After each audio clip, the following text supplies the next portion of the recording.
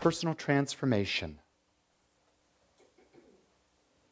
As I explored that idea, I go back to a quote from Plato. And that quote from Plato is very simply, every day we must go within and we must empty our mind. We empty our mind of all thoughts, and then one by one, we examine those thoughts and we decide whether or not they're serving us. And if they're serving, we put them back in our mind and we live that day. But then, the next day, we empty our mind again. You see, the key thing is, though, when we empty our mind of these thoughts, how do we know which ones to put back? I truly believe that the key to living an enlightened life is by the quality of the questions we ask. Because the quality of the questions we ask determines the quality of our life. Think about that. If you're asking really simple questions that are meaningless, trivial questions, that's going to be where all your emphasis, your energy goes, and that's where you're going to create. So what are these questions that are empowering? What are some examples of these questions that we can embody, embrace, and start to live from? Well, the first one's obvious. The first one has been asked by every person who's ever walked the planet is, who am I? Who truly am I? And until we embrace this question and we embrace an understanding and a deepening of that understanding, and I don't believe we ever get it, but I believe the understanding of who we are is something that will be unfolding for the rest of eternity. And so we're going to go there right now and understand that who we are is the infinite, is the divine, is that individualized expression of all that exists who has come forth as us individually, unique, whole, and perfect, to express and to experience itself. Now, if you've embodied that, I expect you now to levitate and start floating through the room, because if you've got that at the level that would be great, there's nothing more you need to do. In our human mind goes in and out of consciousness. It is constantly moving in, I'm connected, I'm out, I'm not connected. If we did it that fast, we would have a really great life. But chances are I'm connected for 5 seconds, and then the next for the 24 hours, I'm not connected. So when we're asking this idea of who am I, we go into the idea of meditation as a spiritual practice. Because what is meditation? Meditation is taking us into stillness to stop the small mind from going on with us, telling us stuff that is really not our truth, and getting into the expansive mind where we are without bounds, where we are unlimited. And in that unlimitedness, we understand that there is a power that is us and part of the allness, as part of the allness of God that creates. And so we call that the law, we call it the soul, we call it the subjective mind, call it John. It doesn't matter. It's always working, it's always there, it is always creating, and it takes, based on what we perceive ourselves to be, all those ideas, that mental atmosphere, and is constantly creating for us. This is one of the key words that I'm shifting a little bit in as I start talking, and that is the word mental atmosphere. Because mental atmosphere gives you the vibration of all the unconscious and conscious thoughts that you've had, and it's the energy that is projecting in any moment. And that energy that is projecting in any moment, the law, the power that creates, takes it as a mold, fills it, and bursts back to us our experience. So when we understand who we are, we understand we are one with all that is. We have a power that is there, and we are using it at all times. But also, when we understand who we are, we also understand that so is everybody else. Did you hear that? You cannot know oneness with God and think that this person is the devil. You can't love yourself and hate someone else. Because the second you do that, you are not in love. You are not in the oneness of God. There is no possible way. So why did Jesus say we must forgive 70 times 7? He said that because he understood that without forgiveness, without seeing oneness in all life, there's no way you can connect to the Father. There is no way possible. So the work is, how do we do that all the time? So this question of who am I is one that's constantly in our minds as we live every moment of every day. And that in itself is a journey. But if we go beyond the who am I into the let's call ourselves the minor deities for just this conversation. We're not MDs like doctors, but we're minor deities. And in my oneness with God and in my uniqueness with God, what is my purpose? You see, that's the next question that we must come to understand. So if we embody this idea that we are whole, perfect, and complete, that we are part of an infinite beingness that knows all things, that can do all things, and we are without any limitation whatsoever, then being unique, remember that word, unique. There's no other expression of God in the entire cosmos that is like you or me. Each one of us is unique in that. So if we are unique, how are we going to project that? How are we going to create from that? What is the experience we are desiring to have? So in this idea, we do not try to model someone else.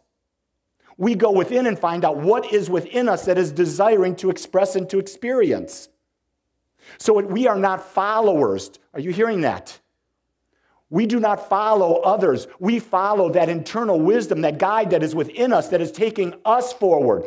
And this is the big thing, because all of our lives we've been taught, follow this teacher. Listen to what the teacher says. Listen to what our parent says. Oh, this person over here, he's a great minister, or this person's a great business. We must follow. We were never meant to follow. We were meant to cooperate. Do you hear the difference between those two words? We were meant to cooperate. We were meant to interact with each other in a cooperative way.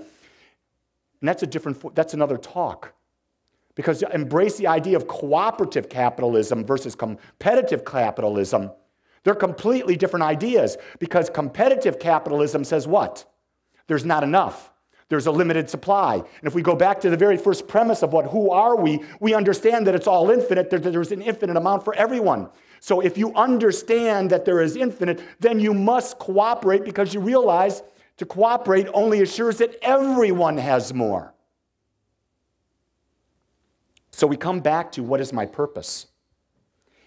We talk here at Agape a lot about, what is your value? What do you value most in life? And then the more you research it, the more you understand it, you realize that no two people have the same exact values. And when we come to understanding what our values are, what is important to us, what is calling from within us, not what our parents have given us, not what the school system, not what the government, not what business says is, but what do we as individuals believe is our value, now we can form our purpose. Because when we know what gives us juice, we now take that juice and we channel into that what brings us to life. And here's the thing about when you understand what you value, you go into a life of service. Think about that. Going into a life of service simply means that you are taking the gift, your unique gift, and it's so big in you that the only thing necessary to do is to expand and to share. To be that gift in the world. Jesus was a great teacher. He came so that we might have life more abundantly. And he gave his life, as the Bible would say, to bring that message to us, to let us know that it's not just this physical plane, but it's the infinite plane that we're dancing in. And so we don't have to think that we're limited. We don't have to embody this idea of limitation. We embody that we're without bounds, and as we give that, it's constantly opening and opening and opening. So remember, as we do that, as we live our purpose, the purpose will continue to expand and change. Because as a child, when you formulate a thought, you get a clear picture. But if your imagination is not broad enough, your picture is limited. But as your imagination starts to expand, the picture gets bigger, and it gets bigger, and it gets bigger. So the key thing is, as we're unfolding our purpose, is to keep our mind in the state of a child. Because the child is always asking the next question, what more? What more? What more? And you see, when we open ourselves to answer the question, what more, we've now opened ourselves up to receiving the answer from within us to do that. You see, we put an image out there. At this time, everyone here has an image of who they are out there. And if the image you put out there is one that has your values in it and your purpose in it, and it's not demonstrating clear enough yet in your life, it's because the image is not as clear as it needs to be. So through our spiritual practice of prayer and affirmations and forgiveness and letting go, we start putting new colors on that image. We start shifting that slide.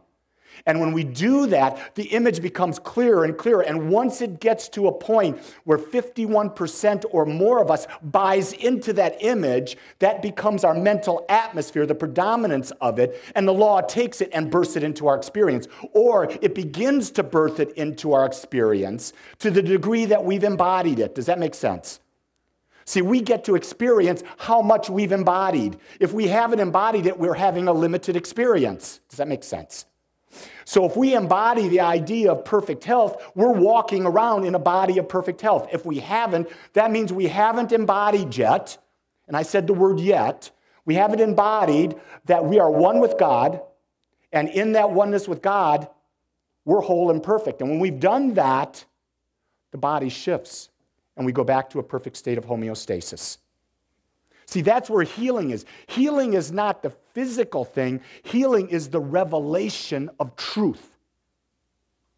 When we reveal the truth of who we are, that we are the oneness of the divine in the moment, then the body heals. The doctors simply give us medicine to help us mask our symptoms. But there's never been a doctor that's healed a person, because healing doesn't start with a doctor. Healing starts from within us. The body has got trillions of cells that know one thing, perfect homeostasis. But it's when our mind gets confused that all of a sudden the mind starts shifting and the body gets confused, the cells get confused because the mental atmosphere created in has not been conscious enough, and therefore the appearance of what we would call disease sets in. This is the pure spiritual truth. The thing about a metaphysics, though, sometimes we beat ourselves over the head when we have an experience of disease. No. I think this is the most beautiful thing that I've heard Abraham speak in a long time, and that is when Abraham talked about contrast. And isn't disease contrast from health?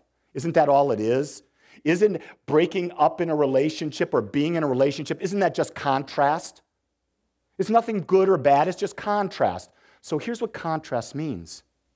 The only purpose it has is for clarity. Do you hear that? When you experience contrast, it's telling you, are you on the path to what you've decided, or are you off the path? If you're on the path, you're going to feel good. You're going to feel right. You're going to be alive, and you're going to be juiced. If you're off the path and you're feeling negative, you're feeling like a victim, you're feeling with disease, it's telling you you're off the path. Go back to spiritual practice. Go back to the realization of oneness. Go back and start again with what? I am. I am one with God. And we go back to that all the time. 2 questions. Huge. Spend an eternity on those, but I'm going to throw out a third. The third question I want to throw out is, in our human form, as we have our day-to-day experiences, I would suggest this be a question that you ask constantly. Is this serving the highest vision of myself? So no matter who you're with, what you're doing, what you're thinking, asking the question, is this serving the highest image of me? So let's give some practical examples. If you are dedicated to personal transformation and you're dedicated to taking your control of what you think back and being that, do you think it serves our highest interests to watch 8 hours of TV? Do you think if we're willing to accept individuals as they are and not the superficial image, does it make sense to be looking at glamour magazines where everything is photoshopped and creating an illusion of what people should be instead of the reality that the image means nothing, it's the inside that means everything? Are the people we're hanging with, are they bringing you a higher expression, a higher energy? Are they supporting your dreams? Or are these people victims? And are they trying to get you into the victimhood and dragging you down? You see, we have a choice no matter who we're with. What about our job? Is our job about lifting us? Is our job about expressing our gift? Is our job about serving others in a way that is aligned with our talent? The question is, how are we answering this? You see, Jesus or Marianne Williams said, love is a moment-by-moment decision. Being in oneness is a moment-by-moment decision. Living a life on purpose is a moment-by-moment decision. And if we don't ask the right questions about our lives, see, we can't control everything that happens to us, but we can control what we think about it. And what we think about it depends on what are the questions we're asking. My favorite one right now is this the highest expression of love? So if I'm with someone and I'm talking with someone, am I being the highest expression of love? And sometimes being the highest expression of love is walking away from the person. It's saying, I bless you on your path, and your path is not going where I'm going, so I'm going to let you do your life.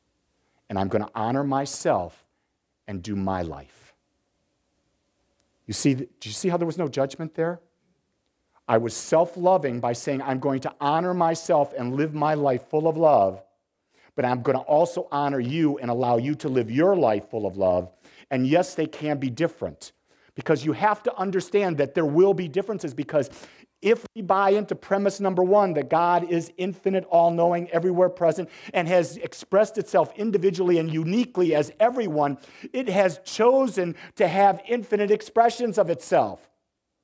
It doesn't want everyone to be like anyone else. Does that make sense? We've been brought up with an idea of religion that we must all be one way. That's not true. Think about that. How small would that God be? How small would God be if it demanded us to get on our knees and worship it? You see, whose image have we made God in? Have we taken God and made it in man's image? Or have we taken man and made God have we taken man and was he made in God's image? You see, when you take it and say that man or woman or humankind is made in the image and likeness of God, it means you have no bounds. It means the power that created the universe is right where you are. And we've got this mind that no other animal that we know of on the planet has. And this mind allows us to do something. It allows us to think.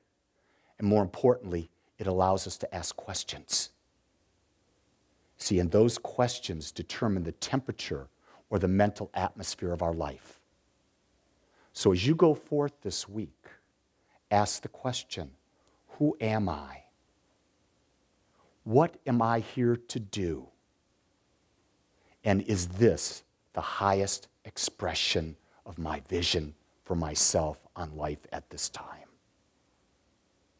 I guarantee, if you ask those questions and you begin your life right now with that in mind, you will begin to see a whole new life unfold. And it will be glorious, and it will be grand, and it will be perfect.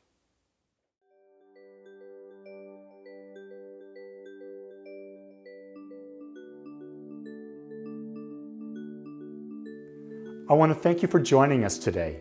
I am so grateful that you took your time to watch or listen to this message. If you found this message beneficial, I would ask you to go to our website. Once there, click on the Contribute button and experience the joy of conscious and purposeful giving. It is through your gifts that we are able to bring this message to the world. I would also ask you to please share this message with anyone you feel might benefit. Again, I want to thank you for joining me and the Agape community as together we bring joy to life.